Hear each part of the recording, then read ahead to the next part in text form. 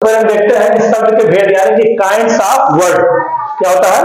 Kinds of word. अब ये जो होता है ये कई प्रकार के होते हैं। जैसे आप देखेंगे भी अर्थ की दृष्टि से, व्यवहार की दृष्टि से, उद्गम की दृष्टि से और प्रयोग की दृष्टि से। यानी कि शब्द का प्रयोग कहाँ किस तरह से करते हैं वो अलग होता है, इसका उद्गम कितने प्रकार से हुआ अलग है, तथा इसकी अर्थ क्या क्या निकलता है या क्या है अलग है।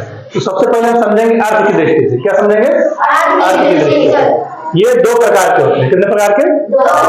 नंबर एक होता है सार्थक शब्द, नंबर दो होते हैं निरर्थक शब्द। अब सार्थक शब्द क्या है? जिनका कोई विशेष मतलब निकलता, अर्थ निकलता हो, वो क्या है?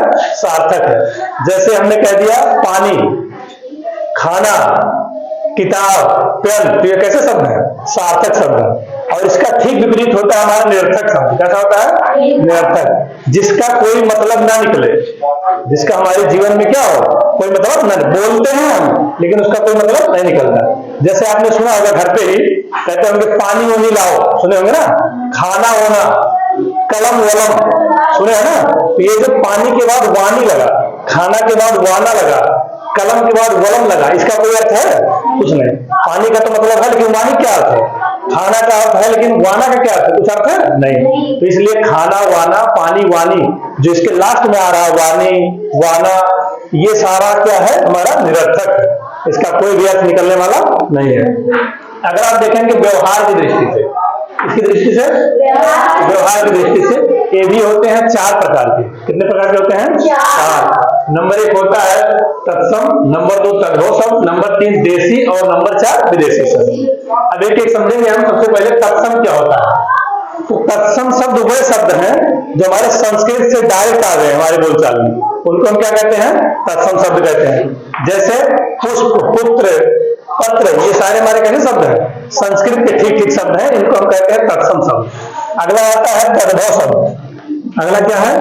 तद्भव शब्द। तद्भव मीन्स क्या होता है?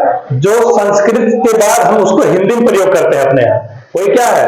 तद्भव शब्द है। जैसे हम हिंदी में संस्कृत में लिखते हैं ग्राम, क्या लिखते हैं? ग्राम। लेकिन हम हिंदी में क्या उसको बोलते हैं? गांव।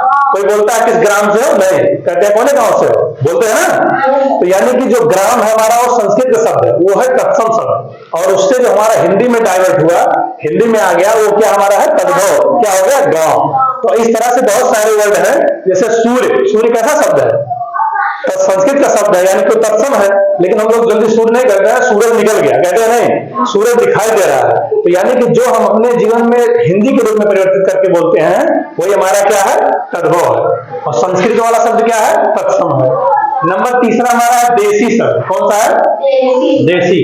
यानी कि जो हम अपने देश में, हमारे देश की जो भाषा है, जो हमारे यहाँ पैदा हुई भाषा है, जिस तरह से हम उसको बोलते हैं वो है देशी शब्द है।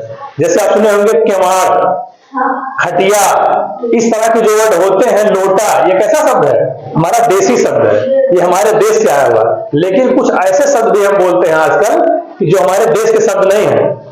कुछ उर्दू के शब्द बोलते हैं, इंग्लिश के बोलते हैं, अरबी बोलते हैं, ठीक है ना। तो ऐसे शब्द हमारे क्या होते हैं? विदेशी शब्द होते हैं। क्या होते हैं?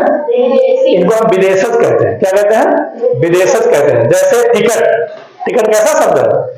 ये हमारे देश का शब्द नहीं है, इंग्लिश है। अमीर, स्कूल, जनाब, ये सारे कैसे शब्द हैं? ये सारे विदेशी शब्द हैं। यानी कि दूसरे देशों की भाषा है और हम अपने बोलचाल की भाषा में क्या करते हैं? इसको बोलते रहते हैं। आजकल बोल रहे हैं तो हमारे उसमें आ गया। आप देखे होंगे जो नहीं पढ़ा लिखा है वो भी कुछ कुछ इंग्लिश बोलता है, देखे होंगे नहीं? जैसे बहुत सारे लोग सुने होंगे आप लोग, वो पढ़ा बिल्कुल भी नहीं है लेकिन कहता है ज्यादा टेंशन मत लो। टेंशन बोला ना, तो टेंशन कैसा शब्द है?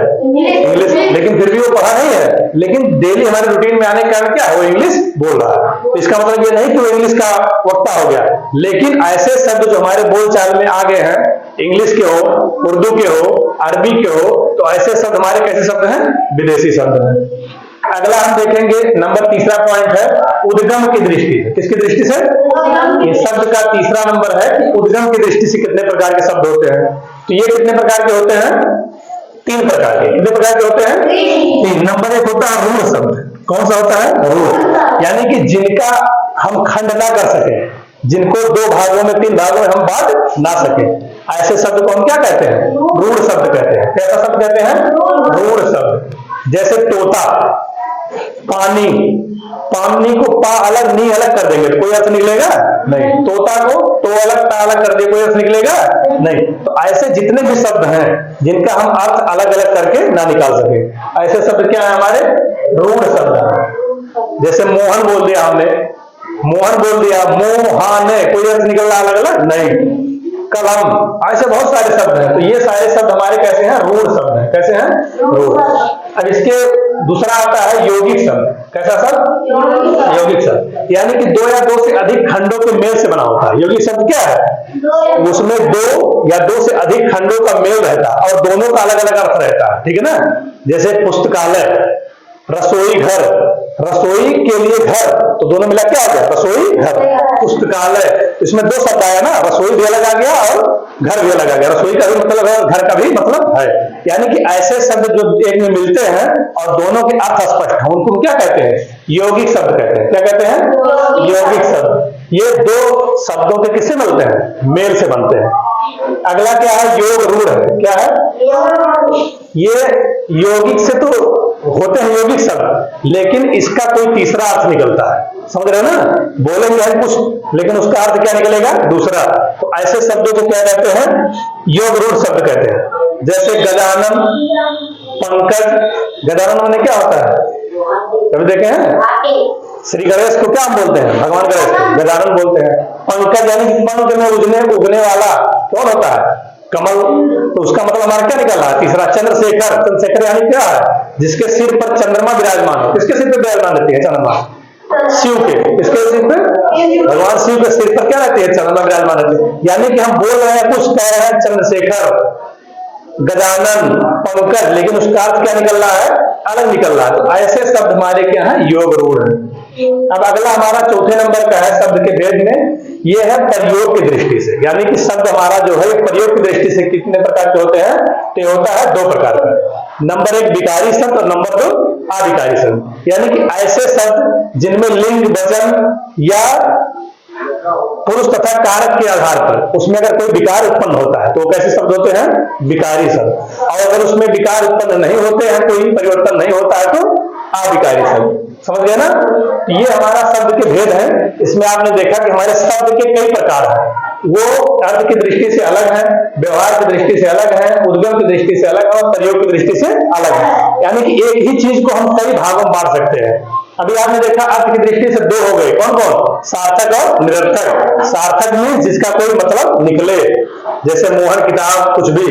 और निरर्थक मीन्स जिसका कोई मतलब न निकले, जैसे पानी के बाद वानी, खाना के बाद वाना, कलम, वलम। तो जो इसके बाद वाले शब्द आए इसका कोई मतलब निकल रहा है? नहीं। तो ऐसे शब्द हमारे क्या है? निरर्थक है।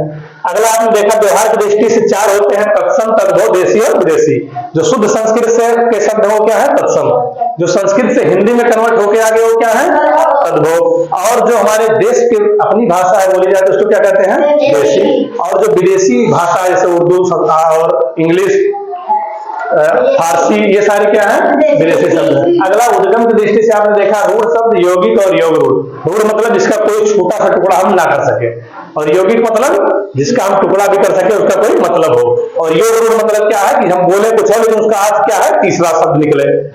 अगला आपने देखा कि प्रयोग की दृष्टि से दो प्रकार के हैं, विकारी शब्द और अविकारी। विकारी में जिसमें कोई परिवर्तन हो जाए, उसके वचन के आधार पर, लिंग के आधार पर, कारक के आधार पर। और अविकारी में जिसमें कोई परिवर्तन ना हो। तो हमें आशा आप सब लोग समझ गए होंगे। कोई दिक्कत किसी को नहीं। तो मिलते हैं अगले वीडियो में, तब तक के लिए बेस्ट आप लोग। Thank you.